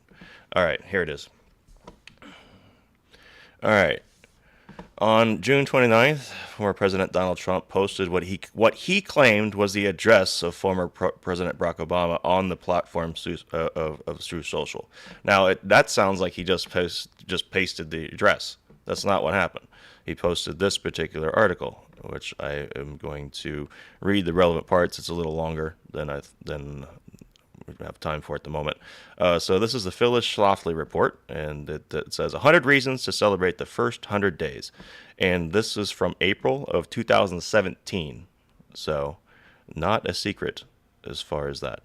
And it says that he's battling the shadow government. So let's read essentially what I believe that he is thinking is the relevant parts. See if I can make it a little bit bigger for us. Okay. Whatever. Fine. Okay. Okay. So it talks about Hillary. Hillary would have eroded our American sovereignty and weakened our strength of our armed forces. She would have embraced more of the phony free trade deals that have cost Americans millions of jobs while pandering to the globalist elite in D.C. The media would be fawning over her regardless of what she said and did, while our nation would be spiraling in decline, which is pretty much what's happening now under the Biden White House. Jimmy Stewart's favorite movie role was that of George Bailey of It's a Wonderful Life, when the depressed man was giving a glimpse of how terrible life would have been for others without him. Likewise, our nation would be the dreadful state without President Donald Trump in the first 100 days. Trump battles the shadow government. The President of the United States is often called the most powerful man in the world, but the forces arrayed against Donald Trump are unprecedented. To the 63 million Americans who voted for him, this is in 2017, the campaign to undermine President Trump is downright frightening. The first sign of trouble came when the president's national security advisor, Michael Flynn, was forced to resign. A telephone call between General Flynn and the Russian ambassador was wiretapped by one of our intelligence agencies, and its contents were leaked to the press. We still don't know if the Flynn wiretap was properly authorized by a court order, and Judicial Watch is suing to find out. So this could be another reason why he wanted to post it, because Judicial Watch is mentioned, Flynn's mentioned, the deep state's mentioned, Obama's mentioned, so it's very relevant to the current situation, I think. But we do know that whoever leaked its secret contents to the press is guilty of a felony. So talking about leaks, with blood in the water, the so-called deep state went to work against Trump's other appointees, such as Attorney General Jeff Sessions. As Rush Limbaugh commented, they're trying to isolate Trump from the people he trusts, from the best people around him. The term deep state was coined to mean the permanent government class, the people who really exercise power regardless of who was elected. Also known as the shadow government, the deep state includes our intelligence agencies, including CIA, NSA, and the FBI. On his way out the door in January, Barack Obama made a drastic change in the way that these intelligence agencies operate. As reported by the New York Times on March 2nd, Obama wanted to make sure that raw intelligence was widely shared across many government agencies where it could be easily leaked to the press. And it could be easily leaked to the press. With Obama's support, according to the Times, there was a push to process as much raw intelligence as possible and to keep the reports at a relatively low level of classification to ensure as wide a readership as possible across the government. This had an effect of leaving a trail of breadcrumbs, a term borrowed from the children's story of Hansel and Gretel, which could be unearthed by investigators. The breadcrumbs of unverified information were then leaked to the mainstream news media, a vast industry devoted to generating fake news against President Trump and his supporters. As Steve Bannon said to the White House press corps, the media have become the opposition party to the president.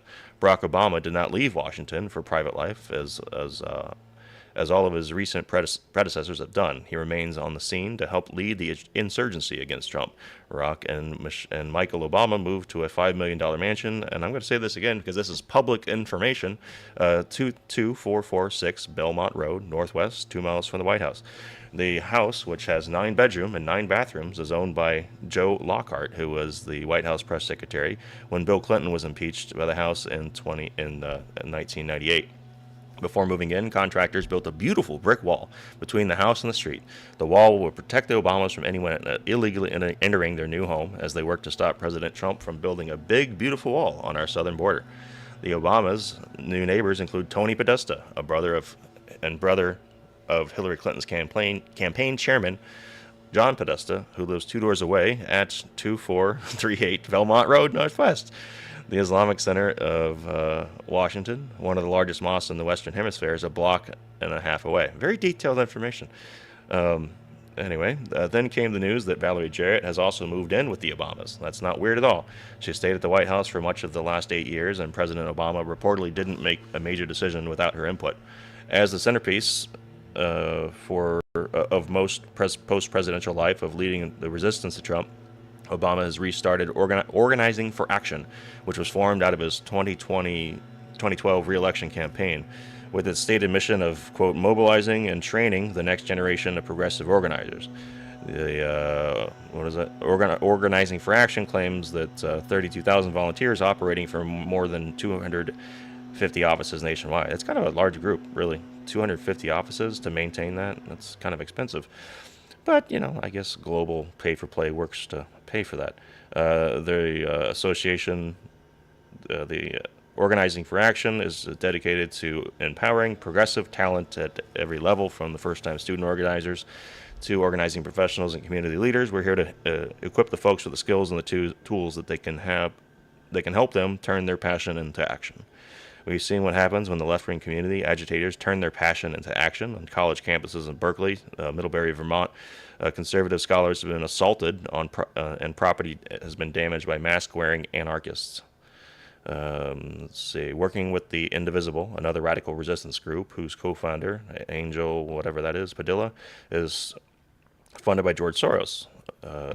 The volunteers helped disrupt town hall meetings held by Republican members of Congress this year, according to a training manual uncovered by a journalist, Paul Sperry. This has been probably another reason why he wanted us to find this document, because Paul Sperry, very early on, and even to this day, is like, it's kind of like an insider. He has like some things that a pretty good track record of things. Kind of he puts it out, and then a month or two later, it gets confirmed. Advise the young progressives do not all sit together, but spread out in pairs in order to reinforce the impression of a broad consensus of constituents opposed to the Republican ideas.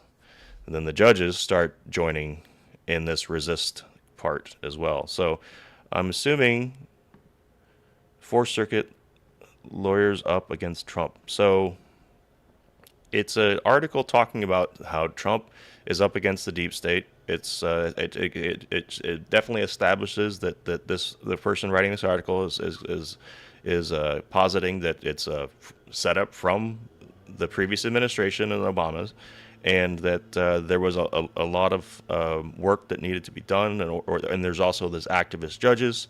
So it seems as though this is kind of that he's pointing to this document, in my opinion, for that reason. So there you go. 1 second.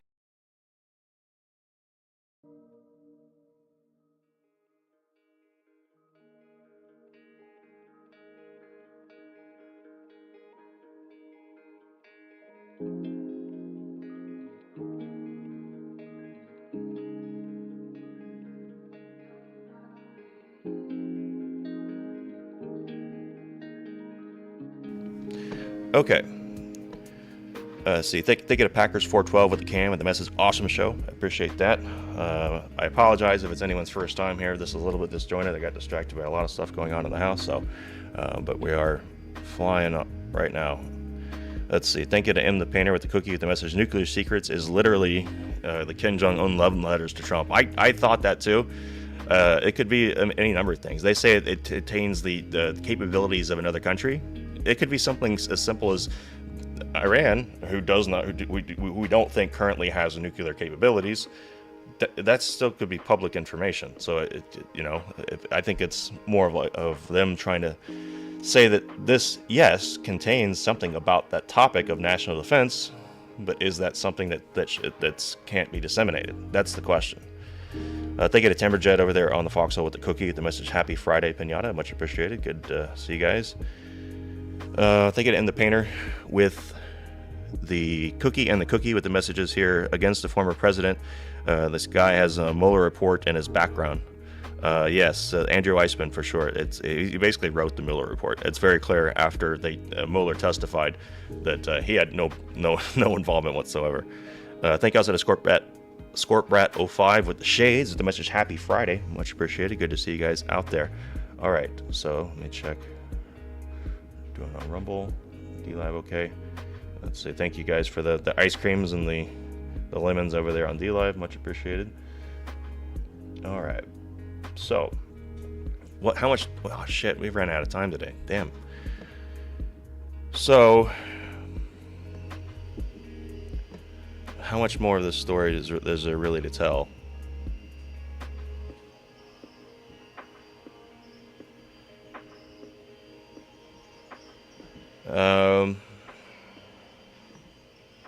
Great, now I got vacuums going on in my house too. Okay, so if I can distract you. Okay, so prosecutors say that this guy was newly arrested, had a van full of weapons, and so they're still going through this report. I guess it was from 2 days ago, or this charging document. So we will see how that develops. But it's weird that they haven't been making this a bigger deal, and I think that Keith Olbermann does have an interesting point that they have not run with this, and they're not, and I wonder what that really could be. And so, is this guy one of these people? That's one of their. I don't know what the story is. We'll find out. Let's see. What she said, you need to be listening to Human Events and need to be following Julie Kelly on Substack. So break down what is the latest on the superseding indictment and the new redactions or unredactions in the classified intel case. So a couple of things happening in this case. The magistrate judge, who, by the way, was the one who signed off on the search warrant, which resulted in the raid of Mar-a-Lago last August, he has allowed for some redactions to be, or some of the redactions to be unsealed. Mm-hmm. In that extremely lengthy, highly redacted affidavit that was filed for the search warrant. And this is in response to the Press Coalition, which is a group of major news organizations who have been filing motions in both this case and also many January 6 cases, wanting some of these sealed orders and some of these sealed hearings to be made public. So this was in response. It was only a partial redaction. So that's happening. Also, Judge Cannon, Aileen Cannon, the Trump-appointed judge who did authorize the appointment of a special master in this case because she does not trust the Department of Justice. She authorized a special master in this case last September. Unfortunately, her order was overturned on appeal in December.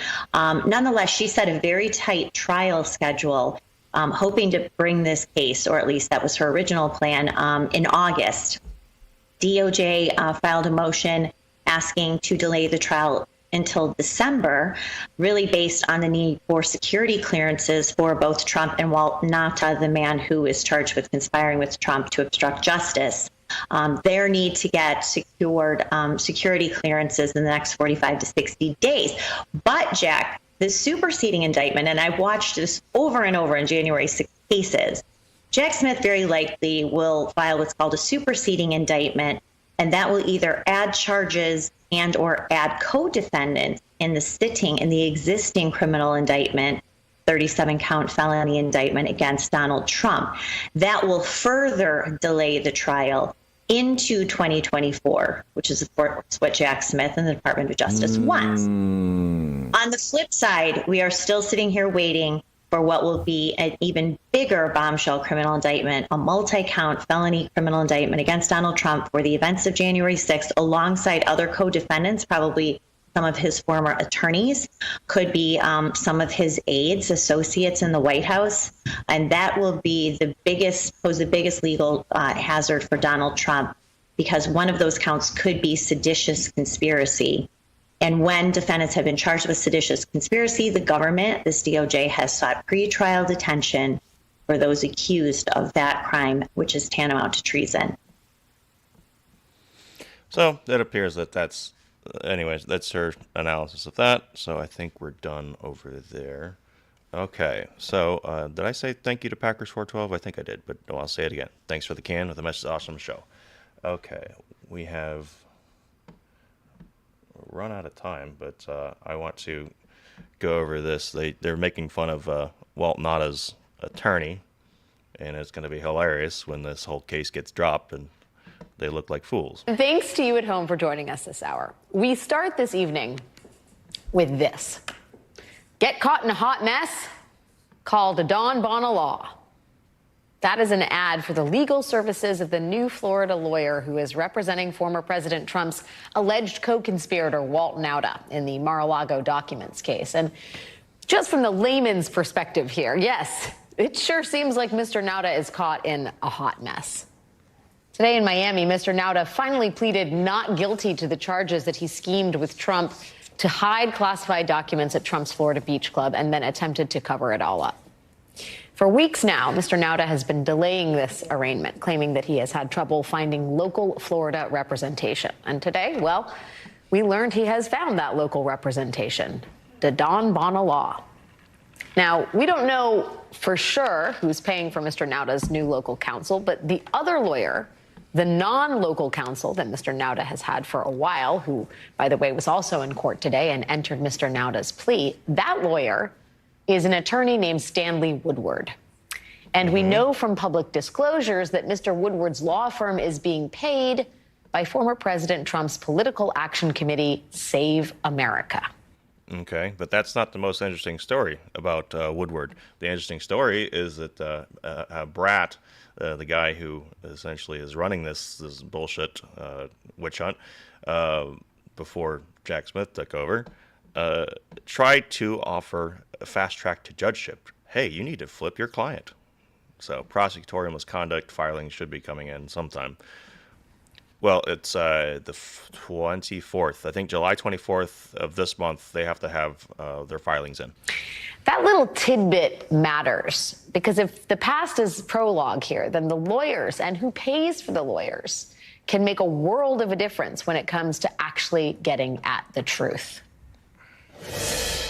I was in the vicinity of a conversation where I overheard the president say something to the effect of, I don't effing care that they have weapons. They're not here to hurt me. Take the effing mags away. Let my people in. They can march to the Capitol from here. Let the people in. Take the effing mags away. Remember Cassidy Hutchinson? Yeah, she was stunning and brave. She was a former top aide to Trump's White House chief of staff, Mark Meadows. And Cassidy Hutchinson was one of the star witnesses for the January 6th investigation. Yep, she described how President Trump not only knew the crowd gathering to hear his speech at the Ellipse on January 6th had weapons, she testified that to the one Ms. Hutchinson started with. He is stonewalling investigators.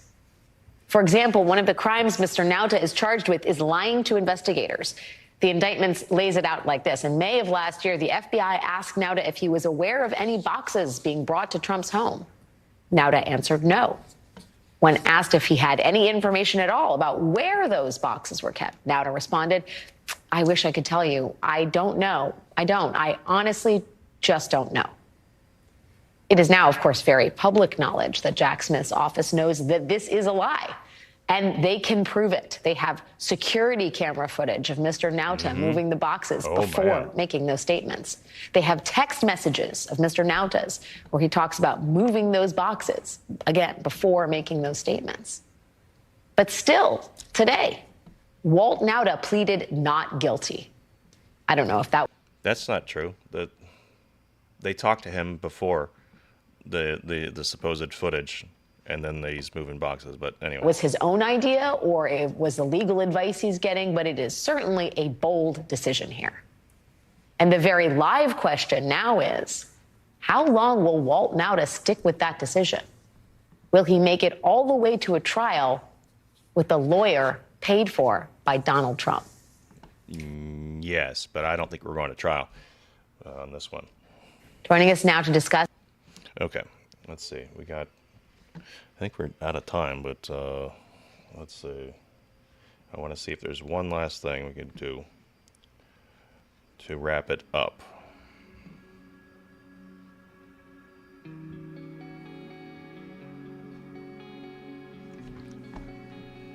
Okay, yeah, there was one last thing.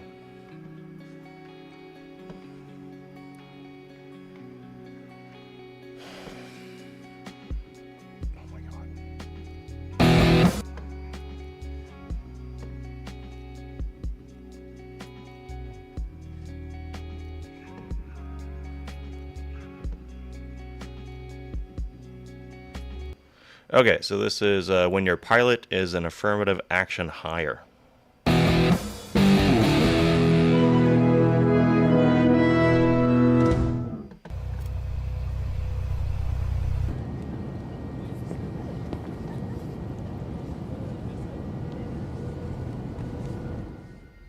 Whoa, that's great! The pilot was chosen because of their skin color! Hey!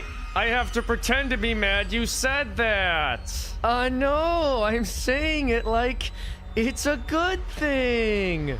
Good! Because it's definitely a good thing! So good, I want to warn everyone on the plane about the good news. What a fabulous idea! Hey everyone! Ladies, gentlemen, children! There are children on this plane? Oh, wonderful. Great news! Really great news. This airline has decided to pick its pilots based on diversity. Oh, wonderful. My child is here. Yeah, I'm so glad to witness history like this. Haha, yeah, we really are gonna be history. Whoa, that's so great. I wish the people who built the plane were selected because they were black women. We need the person in the front of the plane to be a different color than the people in the back of the plane. Or the same skin color. Haha, I can't think of anything more important in a pilot than them looking like me. I flew in Desert Storm and got passed up for this job. I'm so happy for they, them. Hey everyone, thank you for flying with us today. To celebrate our new pilot's inaugural flight, we're just gonna leave the seatbelt signs on the whole time, if that's okay. Please, don't ask me for anything. In today's news, DEI Airlines Flight 267 has landed unconventionally with no survivors. It's suspected that white supremacist attitudes among passengers likely caused the pilot to lose control of the airline, with DEI Airlines opening an investigation into passenger conduct. And this news station has obtained audio of the flight's final moments from the flight's box of color. Oh, wow, I've never been on a plane pointed in this direction before. Oh, how historic. Who says they're supposed to stay in the air anyway? I'm a retired pilot. Maybe I can help? Not to imply she needs my help or anything. Oh, yeah, I wouldn't want to imply that. Yeah, I think maybe it's time for white men to sit down and listen. Terrain. Sorry. Oh, Terrain. We're really close to the ground, huh? Not that that's a bad thing. Oh, wow. The airline released this statement earlier today. We at DEI Airlines would like to sincerely apologize. After reviewing black box audio from an unconventionally landed flight, it's been revealed that our customers failed to clap for our pilot after the plane made contact with the ground. White pilots receive applause every day, and this is an unacceptable double standard. We vow to do better and are starting by withholding settlement money from the passengers' families. All right. Well, that will do it for today, guys. We'll see. There's definitely going to be overtime this weekend, so that'll be 4 p.m. on Saturday and Sunday, 4 p.m. as well. I might do something tonight. I'm just so stay tuned to your notifications on all across the platforms, because I think there was a couple of areas that I wanted to get into. It took a little longer, and like I said, it was a little bit disjointed than the normal show. So again, if this was your first time, please check. I had a lot of distractions that I don't normally have. So anyway, okay, let's see. Thank you to Woke and Walked with the Can with the message Happy Friday Pinata and Foxhole Fam. Oh, the Clown Car Dumpster Fire and Humanity. God bless. I appreciate that. Thank you, Woke and Walked. Thank you also to Filter Dog 1 with the can. The message so spot on. Let's see. Thank you to Filter Dog 1 asking for the link. I will put it in the chat for you guys over there. There you go. Thanks for the cookie and the can. All right, let me release the scratch offs over there on Foxhole for you guys. Let me check, make sure we're going over there on Rumble. How's it going? All right. Isn't it funny? The people clamoring to have Donald Trump locked up don't even realize what they're calling for. They don't realize. It's just crazy. Yeah, let's go ahead and weaponize the government to go after political opponents. And let's not take the time to understand what the actual laws are. No. Let's not do that. Let's just stay in an ignorant bliss. But of course, so we'll see. All right. Thanks, everyone. We'll, like I said, stay tuned to your notifications. Obviously, we're going over to deplorable discussions. And we'll see you guys over there. All right, that's 412 Productions on DLive, Rumble, and of course over there on Pill.net, Foxhole. Thank you guys so much. We'll see you soon.